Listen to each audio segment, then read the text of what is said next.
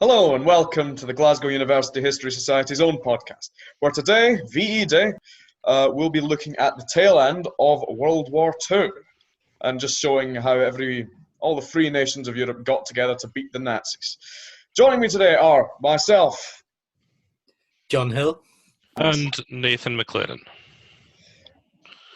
Right, just to set the scene, in 1942, Nazi Germany had dominated the continent of Europe. In spite of the failure of Operation Barbarossa the previous winter, the Axis powers still had the upper hand in all theatres of war, and the Allies were on the defensive. However, the defeat of Rommel's forces in North Africa at the Battle of El Alamein saw the Allies gain the initiative on the Western Front. Meanwhile, the disastrous defeat of the Wehrmacht by the Soviet Union at the Battle of Stalingrad saw the Germans begin to lose the initiative on the east as well. Soon the Germans were being pushed back on all sides. The Allies mounted an invasion of Sicily and later Italy, while the Soviet Union mounted a devastating counterattack on the Eastern Front, inflicting heavy casualties on the Wehrmacht.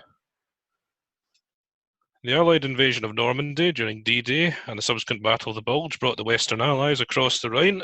Meanwhile, the Russians overwhelmed the Germans across the Vistula to the Oder and launched an assault on Berlin which brought down Hitler's empire and drove the tyrant to suicide. So today, in celebration of its 75th anniversary, we at the History Society look at the events that led up to Allied victory in Europe. And just to start us off, I thought we'd look at the Western Front. And specifically, we'll look at the battle which turned the tide, and that is El Alamein. So, do you have anything to say about the battle? It is quite an interesting one. I think, because there were two battles of El Alamein. There was one early in the war where Rommel was pushing right across North Africa, and then one towards the tail end, but when they were kicking basically the Axis forces out. So I believe at the same time of the second Battle of El Alamein, there was also a push coming in from the west. So the German and Italian front in North Africa was getting squeezed from both ends.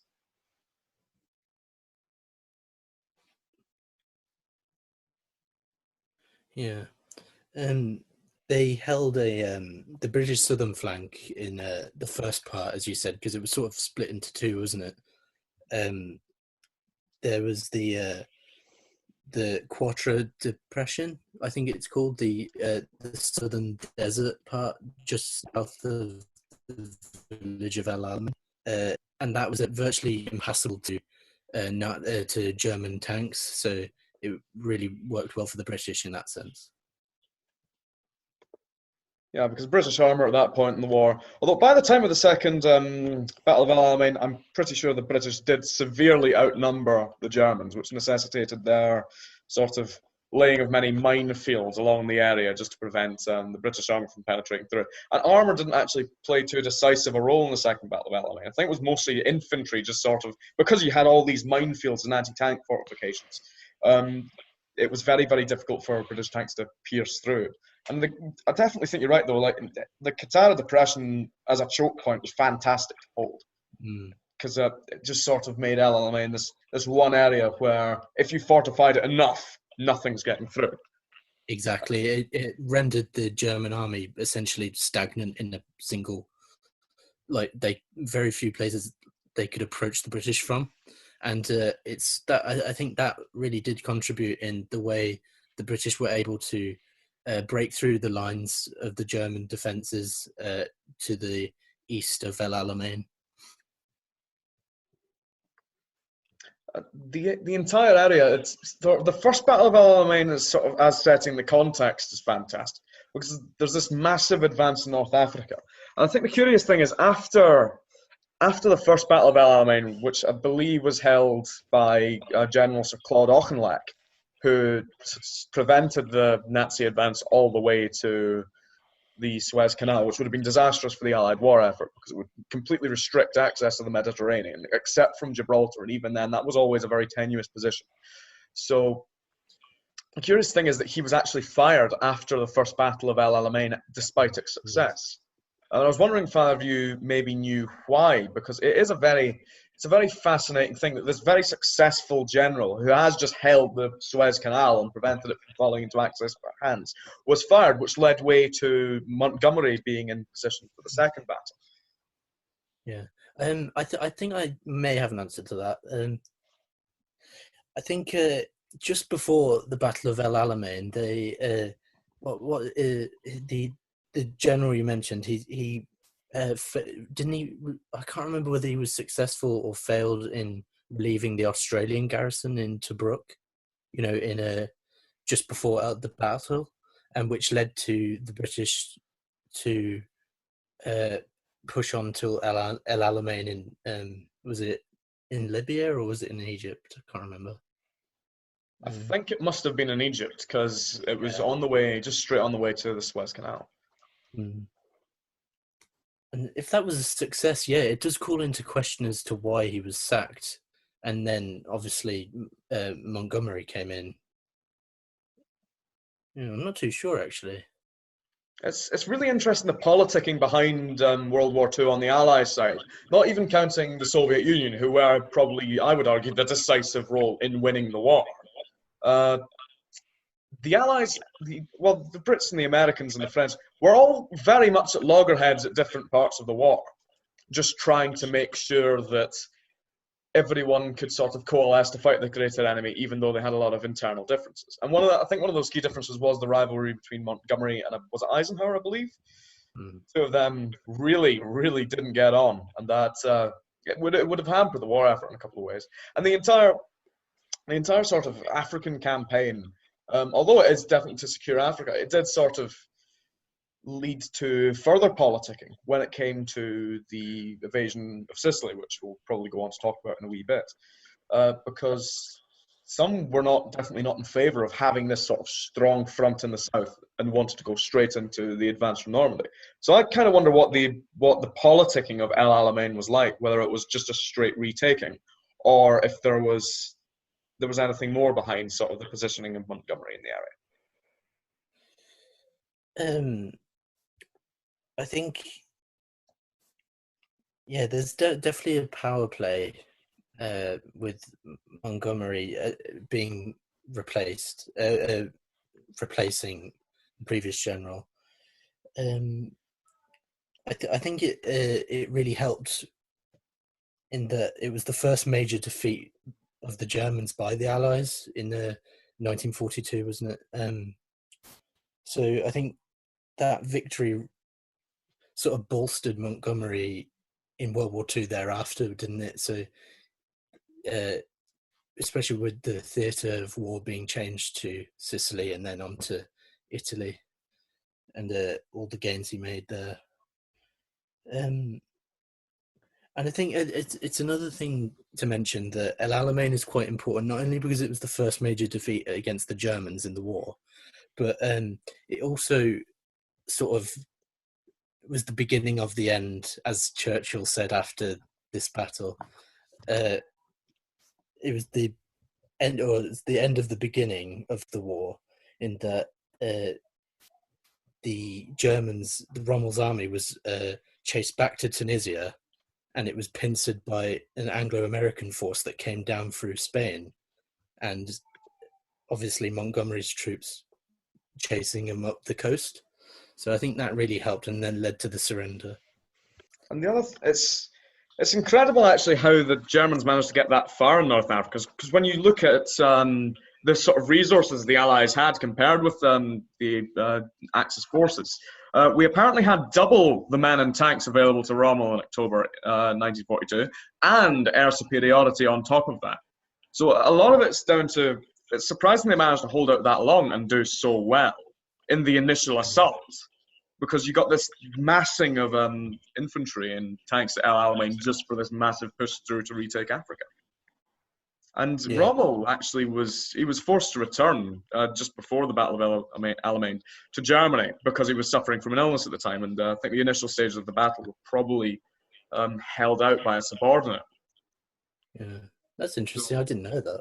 Yeah, apparently, so I believe it's in the Encyclopedia Britannica article on it. But initially, there was a subordinate in charge of the defence, whereas if it was maybe Rommel in charge, it would have probably been a damn closer thing than it was. It was already a very close thing. In fact, without the Anzacs, the Australian and New Zealand forces, it's unlikely the offensive would have been successful because they created a corridor to ensure British troops could go through and eventually take take the area. Yeah. It's an interesting role of infantry in war, because World War II before that point had been very largely decided in the air and by tanks. Those were I would argue, the two major forces. Infantry had played less of a significant role up to that point. And of course, everyone knows the German Blitzkrieg in France. It's this decisive tank warfare that's vital to the war. And it sort of seems this new era of completely mobile warfare. But now Alamein, you've got this different contrast, because it's primarily the infantry who are doing the groundwork and shifting out this major sort of armor-reliant force from the area. Yeah, that's true. Yeah, and you mentioned earlier a really good point that sort of struck with me. The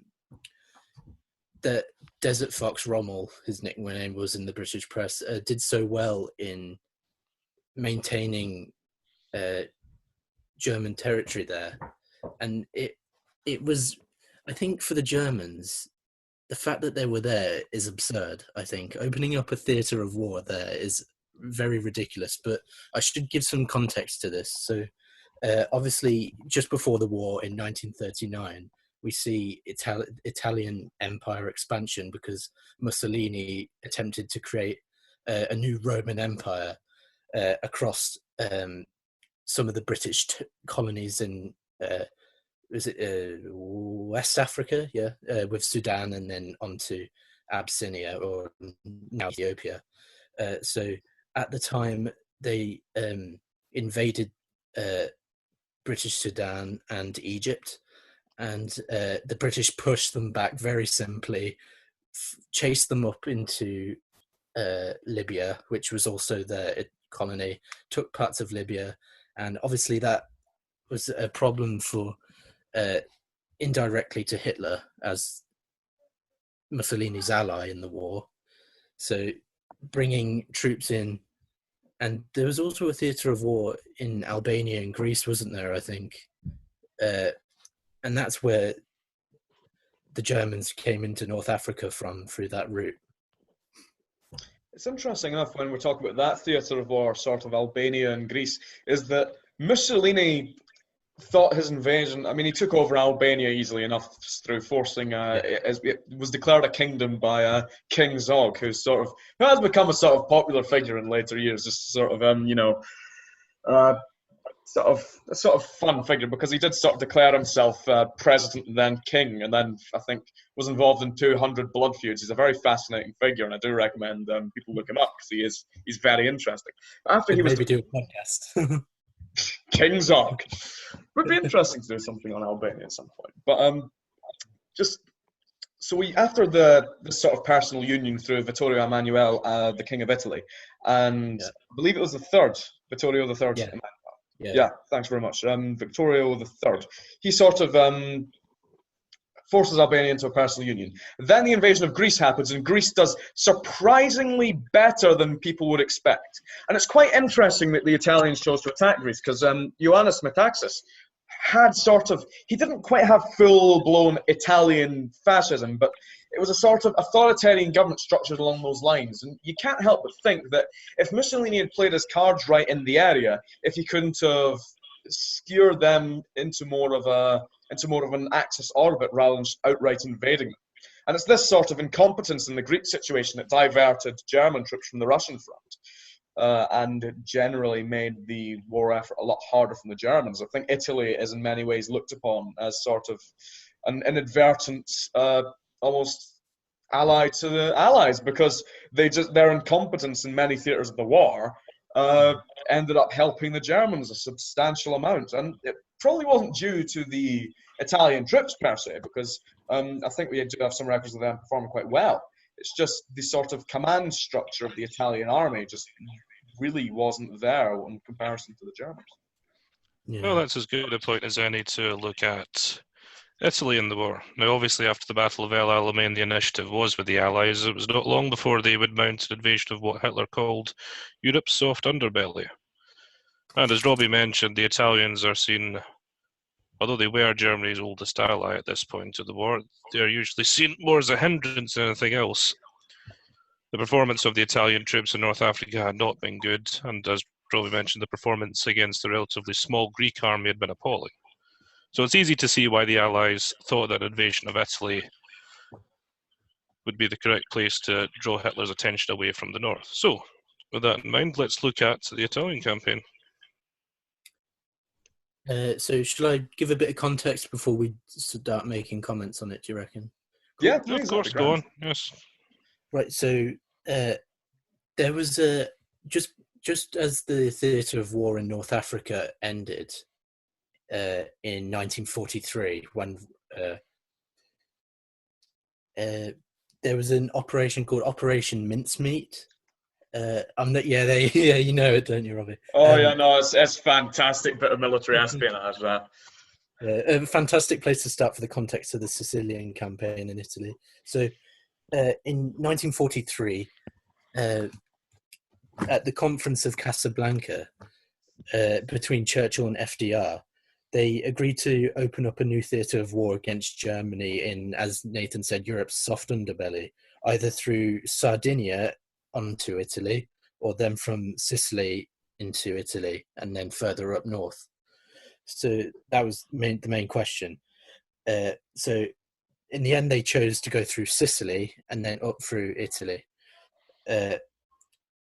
But just before they did, Operation Mincemeat involved a dead soldier being washed up onto the Spanish shores, which were with fake documents revealing that the Allies planned to pretend to go through Sicily onto Italy, but really they'd be going through Sardinia onto Italy. With those fake documents confirmed to have, with the Germans taking the bait through intelligence at Bletchley Park, through the scientists who cracked the Enigma code, they were found to have taken the bait, and obviously they did the old switcheroo, didn't they? So they went through Sicily and up through Italy. On the west coast of Italy, the British went north, and on the east side, the Americans went north. And they had to keep coming across German defences like the Gustav Line just before Naples, and there was a lot of issues trying to get up through Italy. So we'll continue from there. I think the most interesting thing is how the invasion of Sicily affected the Italian regime, which had always been a bit tenuous in southern Italy. The stronghold of fascism in Italy was always in the north. It was surrounded around Lombardy and these sorts of areas where Mussolini made his initial following and had his initial victories against the communists. And then, obviously, you had the March on Rome after that, which had this in the, I believe it was the early 30s. Or I might be wrong on that. March on Rome was probably a bit earlier. Yeah, I remember it from a tour when I went to Rome last year. So yeah, yeah. It's a fun one. Well, not a fun one at the time. Very grim, but it's an interesting one to look at rather, because you've got this takeover of the state that is actually accepted by the monarchy. So the Italian monarchy is sort of this overarching structure that would help to eventually undermine the Italian regime as well as sort of help it in ascendancy.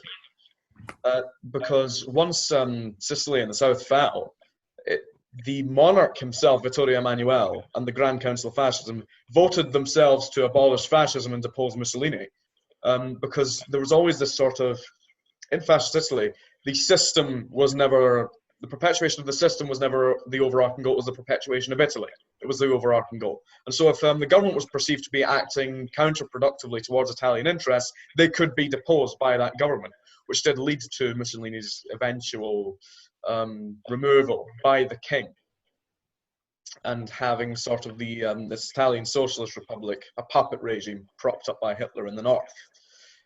The curious thing about the south of Italy in particular is that it was very heavily under the influence of the Mafia in the early stages of the war and the early stages of the Italian regime, where I believe it was the Iron Prefect, Cesare Mori, was basically sent into the south of Italy to massively clamp down on Mafia activities. So the Italian regime had sort of, it almost sort of crushed a lot of native movements in the south of Italy, which then could be rekindled and used as a focal point for assisting the invasion when the Allies moved into Sicily.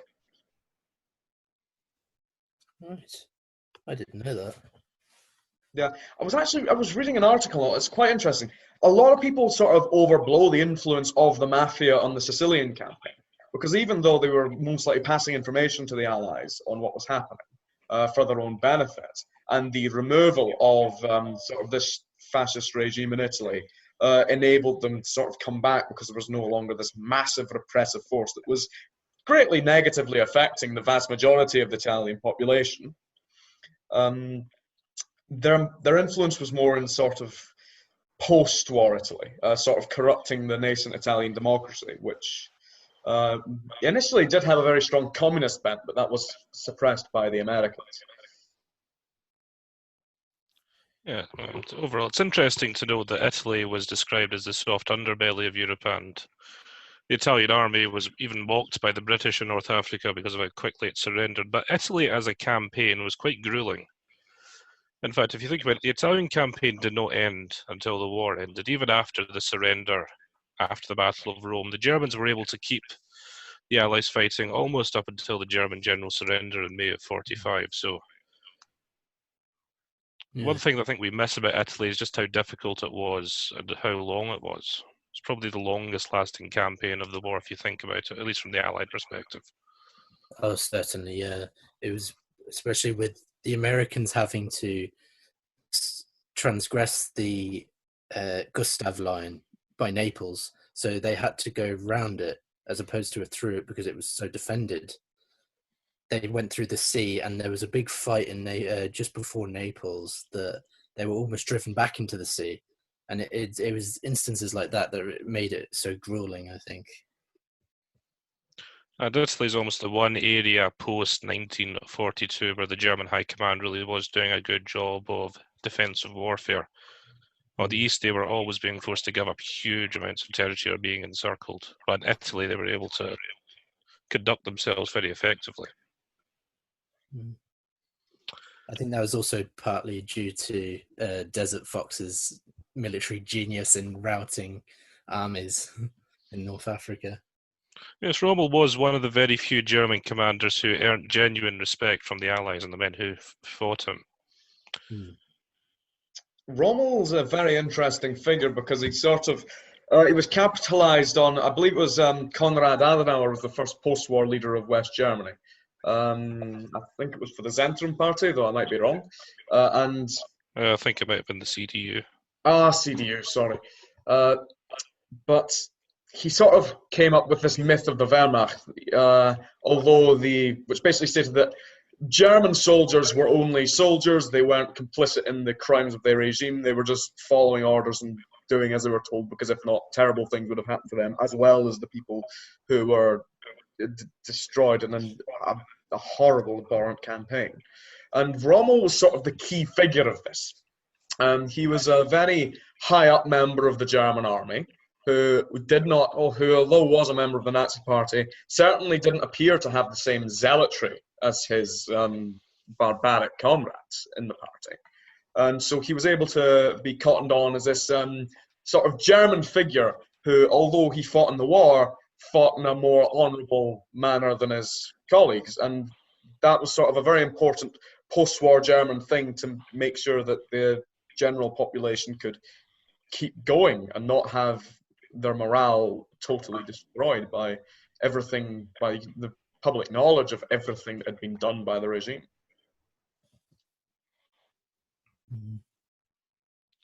Well, moving on again, the campaign of Italy may have been long and difficult, but it did its job. And by 1944, the Allies were ready to launch the main theatre of war against Germany, which was, of course, the invasion of Normandy. And it's probably that one part of the war that the British public remembers most now as D-Day, Operation Dynamo, and the whole campaign across France, the Low Countries over the Rhine. So, just to finish off the Allies, let's talk about D-Day and invasion of Normandy. Do we have anything to say about it? I think. Sorry, did you say about D-Day or just after D-Day? Well, both. Well, after D-Day, it's actually quite interesting. With the D-Day invasion, it totally secured entry into France by the Allies. But after that, it was more grueling than most people often perceive. So with the German retreat, they were destroying valuable ports in Belgium and France. And these were very important strategic locations to allow the Allies to import their basically war machine moving towards Germany, their fuel, their convoys. So with that in mind, we should acknowledge that D-Day allowed only a single convoy of trucks moving from northern France to Belgium to be transported. So it was, logistics were very poor for the Allied army as they moved further east towards Germany. I would say there's one very sort of fascinating thing about the D-Day invasions, and that's how misdirection was employed, because there was a lot of false information by the Allies fed to the German high command that basically talked about how there was going to be a major invasion at Calais, because Calais has historically been this sort of slightly easier place to invade than the rest of Normandy. And so the German forces marshalled at Calais in anticipation of a big push there, because it's much closer to the British Isles. And then you had this big bit of misdirection. So Normandy was, although heavily fortified, was less so fortified than it otherwise could have been. And the German army had a tremendous amount of difficulty even getting to reinforce Normandy, not just because of the massive pressure on the Eastern Front, but because of the efforts of the French resistance, who, although they weren't this sort of big monolithic force, there were in fact many, many varieties of French resistance against the Germans. But they were very, very good at employing sabotage rather than outright confronting the German armies. So they do things like flip round road signs, sabotage railways, sabotage convoys, make sure rubber factories got damaged. So it was basically hit the German war machine without actually hitting the Germans themselves, which basically crippled the advance of the German army to reinforce Normandy and stop this Titanic invasion that was very much the beginning of the end in the Western Front for the German army. Yeah, that's a really good point. And the Allied westward advance culminated in the Battle of the Bulge, which was the last serious attempt by the Germans to cut through the Allied lines and turn the tide of the war in their favour. So, does anybody have any remarks to make about the Battle of the Bulge and maybe the subsequent invasion over the Rhine? I think just before the Battle of the Bulge, there was quite a rather ambitious strategy suggested by Bernard Montgomery. It's been adapted in films like A Bridge Too Far, suggesting the actual problem. So the idea was that they would go through Belgium rather than go straight directly towards Germany, towards Berlin. They'd go through Belgium and round due to the heavy, very, very, very heavily defended lines on the borders with Germany. So the idea was to send loads of paratroop regiments in to secure these bridges for the Allies in German-occupied territory in Belgium. I can't remember the name of the bridges. I think there were like four or five. I think it was four. And they went through Belgium and then up to Holland. And then these bridges were important to secure the convoys I was talking about earlier, of supplies of food and a lot of fuel. And I can't remember how it culminated, but the final bridge was Arnhem in Holland, and it was unreachable. I think it was partly due to the inability of the final parachute regiment securing it. But the point is, the Germans took hold of that and sort of blotted that out, and it sort of also led to the Battle of the Bulge, in that the Allies were stuck there, and that's as far north as they could go in Holland. And then the Nazi high command decided to blitzkrieg the Bulge further inward towards France, and there we have the Battle of the Bulge. So we should we'll move on to the war on the Eastern Front. So we'll start with Operation Barbarossa. So the Germans invaded in 1941. It was actually a big surprise to Stalin, who did not actually mobilize his troops until 10 days later. So that's interesting strategy there. He had a wee bit of a mental breakdown. He couldn't really comprehend that. Yeah. He sort of viewed Hitler as an intelligent man and did that very wrongly. He assumed that this sort of mindless fanaticism definitely wouldn't overcome him, and that he must have some sort of strategic sense in some form. And well, he really didn't, and so marched into Russia, which was and that clearly requires 10 days of recuperation. But anyway, well, wouldn't you be shocked? Well, I would be shocked, but I'd be shocked. 10 days. Oh yeah, no! Imagine this this bastard who's conquered half of Europe's going to try and conquer the other half. Particularly considering Hitler's special relationship with the Soviet Union prior to the war. So he more or less regarded the communist and Slavic Soviet Union as the source of all evil from a Nazi perspective. Yeah, it's very ideological. I mean, really, it's surprising that he didn't attack the Soviet Union first. That's probably what most people were expecting. Yeah, especially in Mein Kampf, when he wrote about expansion into the east with Lebensraum. And yeah, you'd just think he'd attack Russia first after Poland, but apparently not. Continuity of policy with Lebensraum is very interesting, because in some ways it does mirror the Mitteleuropa policy that the German Empire had in World War One. Mitteleuropa was much less genocidal and more focused on economic dominance. This sort of idea of Germany claiming land in the east had quite a long-lasting precedent in the national consciousness. I believe it was when Frederick of Prussia, maybe Frederick the Great, I'll double check on which Frederick and post it in the description, but when he conquered areas of Poland, he compared it to America's manifest destiny against the Iroquois. So there was this perception that nations of the West and nations of Central and Western Europe, and indeed the Western Europeans who had settled in America, had this innate right and superiority to rule the world, which manifested itself in many ways through British Empire policy and French Empire policy. It's just that the German Empire took this sort of colonial attitude and imposed it on peoples in the east of Europe and Eastern Europe. That's true, yeah. There is this persistent German myth of the East that has its roots in the Middle Ages. In the Middle Ages, quite a lot of Germans migrated east, sometimes being invited in to work as a sort of artisan class. Even into the 20th century, there wasn't a single country in Eastern Europe that didn't have a significant and distinct German population within it. In Romania, you had the Transylvanian Saxons and the Banat Swabians. In Russia itself, you had the Volga Germans who had been there since the time of Catherine the Great.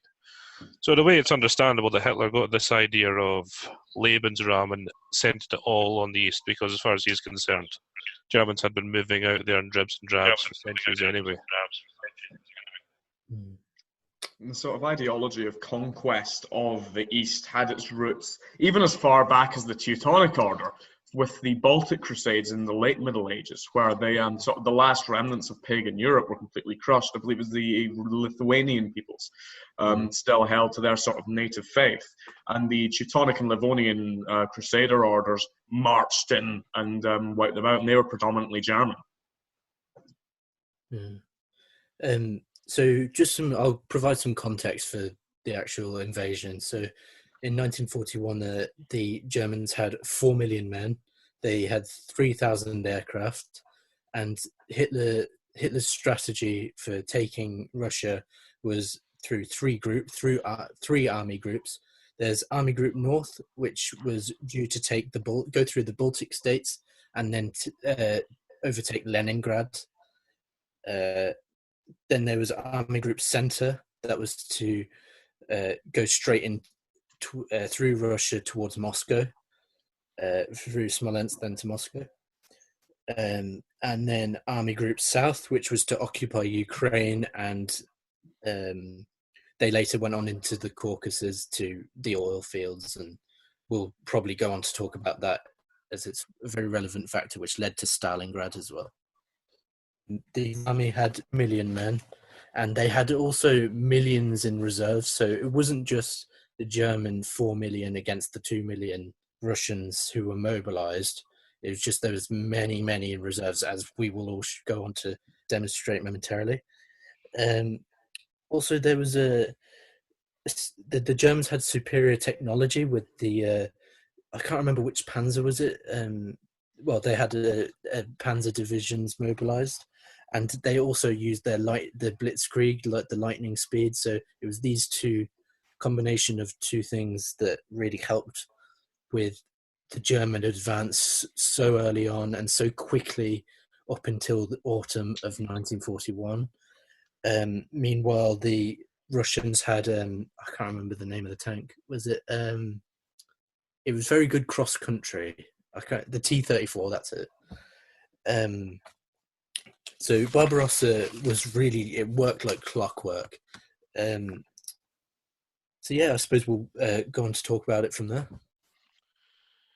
It is interesting, though, how successful Barbarossa was in its opening months. From the initial invasion in July, by November, Germans were beginning to shell the outskirts of Moscow. And it took actually a very long battle outside Moscow for the operation to finally be reversed. But even by the summer of 1942, when the campaigning season started up again, Germany was still in a very, very strong position in Russia. Captured most of the Western republics, taken the Baltic, had invested Leningrad rather, and was still forming a pretty formidable salient outside Moscow, even though they'd been beaten back.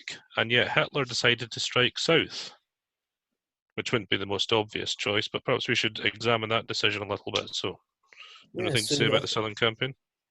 So I think it's quite an interesting move, as you said. I think just for some context, I think it was the Army Group South was stuck at Kiev, weren't they? And then he sent Army Group Center after defeating Smolensk to go south and help them out, and that helped them take Kiev and Ukraine, Crimea as well. And then they went further south into the Caucasus to the oil fields by the River Don, I think it was. I think you could say there was some stratagem in that decision, I think, because the oil fields were very useful. And I think at this point, with the German war machine and all the tanks that they had and the aircraft, I think taking the oil was very useful in that sense. So I think there's method to the madness. It's not the go-to idea, but what do you think, Robbie? The Baku oil fields is an interesting strategic decision. Just the German army seems to me to be very unsuited to fighting in the sort of Caucasus environment because it's very mountainous and very, very strong native traditions and resistance as well. So they were bound to be hammered by partisans if they made it all the way through the Caucasus, which they didn't. The Caucasus also have this sort of ideological value for the Soviet Union, and Stalin especially, because he was from Georgia. So if you can imagine his hometown falling to Nazi advance, it would definitely have a morale on the upper echelons of Soviet command. If they did take the Baku oil fields, they would have also had a route into Iran. I'm not saying that the Axis powers would have declared war on Iran at that point, but they could definitely start shipping arms to Iran and maybe it sort of get them to start challenging British interests in the Middle East and especially India. In fact, you could almost say that the Baku oil fields, if they were taken, they could have provided a direct advance for Germany to move all the way to India, which would drastically overextend German lines and be very, very impractical. But it does put Germany uncomfortably close to sort of what at that time was one of the major bread baskets of Britain, being the British Raj. I think part of the Southern strategy was to hit Stalin personally and undermine his morale and undermine his resolve because of, say, for example, cities like Stalingrad. If that fell, that would have an immense morale effect on the Soviet Union. And I think it's interesting as well to look at sort of the Soviet consciousness at this time. The the perception of this sort of civilization that's so large it can afford to keep retreating and burning and moving back and still come back and forth all the way beyond the Volga and even beyond the Urals. But that was infamously countermanded by the order of not one step back and the imposition of the commissariat to prevent Russian troopers unnecessarily retreating, or what was viewed as unnecessarily retreating. And there's this sort of perception of the Soviet army is driven solely by the commissars and solely by men who would either shoot them if they ran backwards or they'd get shot by the Germans if they ran forwards. But there are an extraordinary number of examples of heroism of individual Soviet troopers. There's a record of a man who put himself in front of a pillbox with a German machine gun there to help his comrades advance. And the sort of ferocity with the Soviets fought can't be anything but admired. It's astounding that you could be sent into battle and an ally in front of you would have a gun. And if he fell down, you picked up his weapon and you would keep going. It's this struggle for survival against complete annihilation that the Soviets were facing. And they mobilized their nation in, it was called the Great Patriotic War, this fight for the struggle of survival for the Soviet Union. And they acquitted themselves marvelously in driving back a German force and persevering under inhumane circumstances. For example, the siege of Leningrad in the north. That was astounding resolve on the part of the citizenry and on the part of the Soviet government not to yield the city. Under no circumstances would they yield the city. It got to the point where they were eating their own dead. It got to the point where there was barely any rations available in the city. The only convoys that could get into Leningrad came through trucking across a frozen ice field. But they did not yield. They did not surrender the city to the Germans because they knew the alternative would be far worse. And there was this overwhelming sense of belief in communism and the belief in the superiority of the Soviet ideology that it could mobilize the people. It was the people's government and could help them move forward into German territory and reclaim what was lost. That's a very Indeed. good point. It's also one of the things that strikes me is the immense loss that the Soviet Union endured. At the end of the war, it stood as the country that lost more in terms of men and materials than any other, 21 million casualties. Yeah.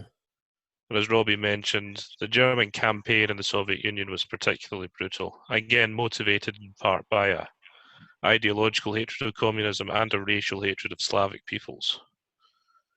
And the Soviet Union's mobilization wasn't just military. They were able to move the entire industrial and manufacturing base of their country backwards, several thousand miles. They could replicate the production capacities of entire cities that had been captured by the Germans. It's a truly Herculean effort on the part of Stalin and the regime to keep going. And if we go back to Stalingrad, one thing I noted was entire conscript armies would be called up during the battle, which went on for months, and they'd be sent into this brutal situation. And they'd go in there in the almost total certainty that all of them would be killed. They'd just be ground up, perhaps within a few days or perhaps within a few weeks. And they marched into it in the knowledge of certain death, all in the service of preserving the motherland. It's unnatural how dedicated they were to keep on going. And at the end of the day, the Soviet Union inflicted more casualties on the Wehrmacht than any other countries. Somewhere between 70 and 80% of all Wehrmacht casualties were sustained against the Soviet Union. Yeah. I think it's safe to say that we do owe the war as a whole to the Soviet Union. I definitely don't think that without Soviet intervention that the Allies could have pulled through on their own. I think that massive push east and that horrific theatre of the war in the east is probably the deciding factor in the Allies pulling through and winning the war. Because without that massive hold down of German resources and the zealous nature of the Soviet troops, the Allies probably couldn't have made a spring back in North Africa or the West. Yeah, it really Possibly thinned not. out their lines, didn't it? And in a way, the Eastern Front is the part of the war we don't like to talk about because there were atrocities on both sides. The Soviet Union fought heroically. There was a lot of brutality in their campaign as well. In a way, they did a lot of the things that perhaps a Western power would be reluctant to or wouldn't want to do, but at the same time, all contributed to the weakening of the German war effort, the weakening of Germany as a whole. By the time you get to 1944, the end of 1944, the German army had almost been hollowed out with so many losses. Soviets make these enormous gains across Eastern Europe and essentially start a wholesale conquest of Eastern Germany by early January 1945, and there's nothing left. The Germans have nothing to throw at them. They are just overwhelmed. And they were pushed through all the way back to the gates of Berlin itself. And there was a sort of race for Berlin phenomenon that was going on between two of the Russian generals. The one who I believe was successful was Zhukov. But it did get to this point where the Soviets were so confident of their success because they had ground down, as you say, Nathan, the German army to a pulp in the east and eradicated them. That they just sort of said, all right, let's see who gets to Berlin first. And it ended up being Zhukov. And then that's where you get the iconic image of the Russian flag being hoisted above the Reichstag. Well, it's worth talking, I suppose, about the Battle of Berlin and the end of the war. It was the last major Soviet offensive and probably one of the last huge battles of its kind in world history, because just a few months after the battle we had the advent of the atomic bomb, which changed the way warfare would be fought permanently. So, do you have anything to say about Berlin, Hitler's last stand, final push? Probably one of the most brutal and barbaric areas of the war. The Volkssturm was mobilized by Hitler, the actual youth and aging populations of the city of Berlin.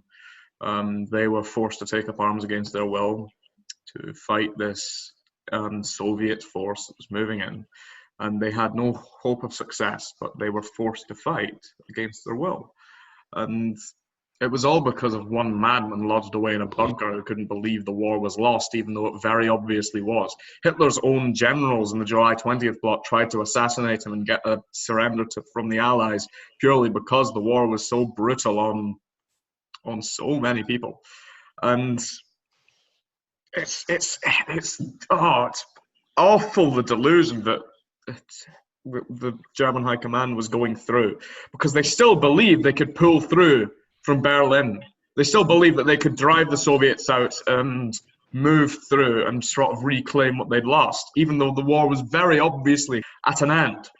It was just barbaric. You'd have child soldiers, you had old men, and basically the tail end of German society had to fight and against their will to drive off the Soviets. And there were obviously many atrocities by German commanders on their own soldiers, unwilling soldiers at that point, and by Soviets then on the civilian population of Berlin, because if you are going to go through a sack or go through a conquest of a city in any time period, it's the sort of climactic end of the campaign.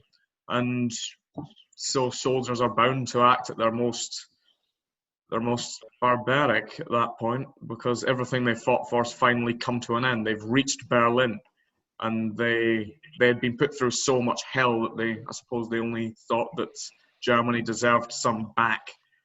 It's just a truly horrible section of the war. There's an anecdote of German generals. I believe it comes from the movie Downfall, which is a fantastic sort of rendition of the last days of the German Empire in a nutshell. And I think that the sort of black humor of the time was, Berlin is a city of warehouses. Where's my house? It's this sort of grim humor in the bunker, even at the last days, that sort of helps showcase sort of the inhumanity of it all at the very end, because even though the Nazis had very obviously lost, everything was going downhill, there's still accounts of people trying to get on with things, people trying to enjoy themselves, people sort of trying to deal with the situation rather than just surrendering and ending the pain of the war. Regrettably, to add to the horror of the incoming Soviets into Germany and the Allies from the West, we see the discoveries of the Holocaust, with all the camps being discovered as well. So I think that's another point to note about the horror of the Nazi regime and its eventual downfall in 44 and 45. Absolute barbarism. Indeed. Well, out of the ruins of Hitler's Germany, we did get a new Europe, and we got to peace. So, since it is the 75th anniversary of VE Day, perhaps we should look at the war in context. Did we get a better world out of it? I think we get a very complicated, very ideologically opposing world, obviously.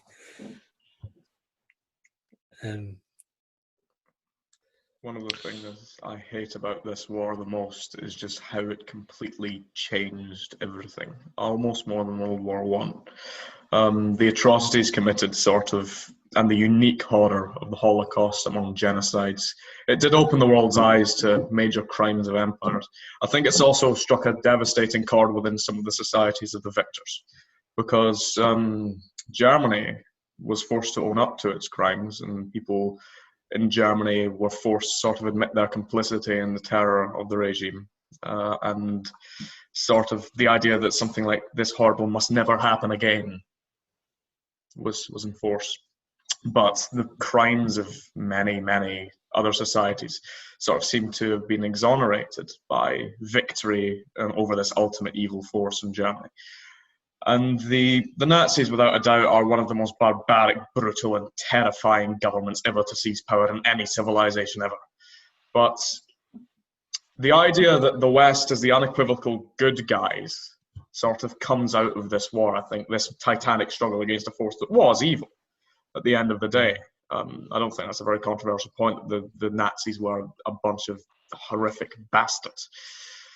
But even then, the crimes of many Western powers probably sort of fell by the wayside in the aftermath of this titanic struggle, in the aftermath of this struggle against evil, that we sort of put aside the evil our own empires committed. And sort of this perception of the Allies as the good guys as perhaps maybe definitely good guys in the context of the war, but overall, every major society that formed part of the Allies had committed major, major atrocities. And because of the unique barbarity and horror of the Holocaust, a lot of these other atrocities have fallen by the wayside in present memory, and I think do need to be remembered as well. I think there's also cultural aspects that we should consider as well. So in Britain, we get the welfare state because of the home front was so destroyed. We get the NHS, we get council housing, we get things like that. But also in France, we get a new philosophical perspective of the world, existentialism with Jean-Paul Sartre and Albert Camus and Simone de Beauvoir. There's new ways of looking at the world that are quite pessimistic and quite socially good in the aspects I've mentioned about Britain, but also philosophically from the French perspective, very bad. And then obviously we get heightened suppressive governance in the Soviet bloc as well after 1945. So nothing new there for the Soviet Union, really. And something that can't really be ignored is the American ascendancy. Oh yeah, America finally coming into its own as the major superpower of the Western world. Then has to bail out all the powers that they just liberated with the Marshall Plan. Yeah, exactly. And also Europe as well. And so it's another point of, just like I mentioned about the British social welfare state, we also get economic community forming in Europe with the economic coal and steel community, was it? There was the Big Six with the Treaty of Rome in 1957, I think it was. Yeah, I believe so, yeah. Yeah, the Big Six with, I can't name them all, but yeah, there's new economic models, there's new social models. Unfortunately, in the case of the Soviet Union, bad things persist, but I think we do, on the whole, have a very new world after the Second World War.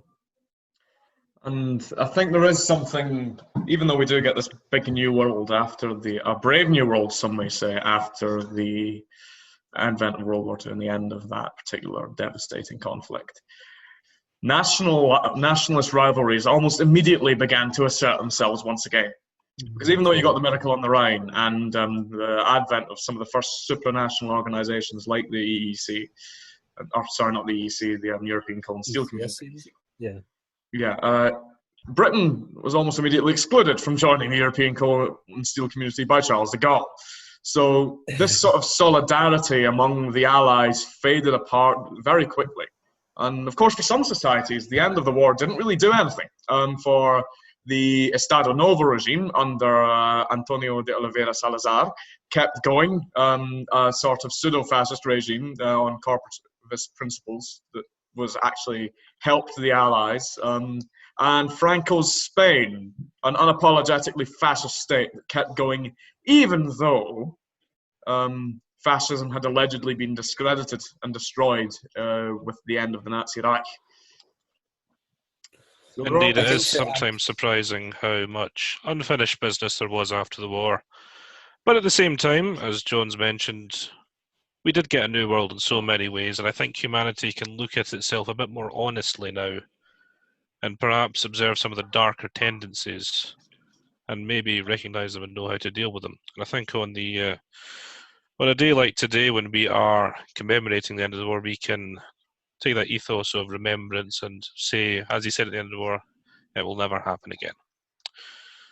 And if that's okay with you, I think that's a good place to end it. So, any final remarks? Happy VE Day, everybody. Happy VE Day. Make sure nothing that happened in the last war gets a foothold ever again. Happy VE Day. Next episode will be on the Byzantine Empire, if anybody's interested. Hopefully that'll be out soon. Oh, I'm very excited for this one. It's going to be good. It's going to be wonderful. Very anyway, good. That has been the GUHS podcast. I've been Robbie. I'm John Hill. And I've been Nathan McLennan. We'll see you next time, folks. See you next time. Bye, everyone.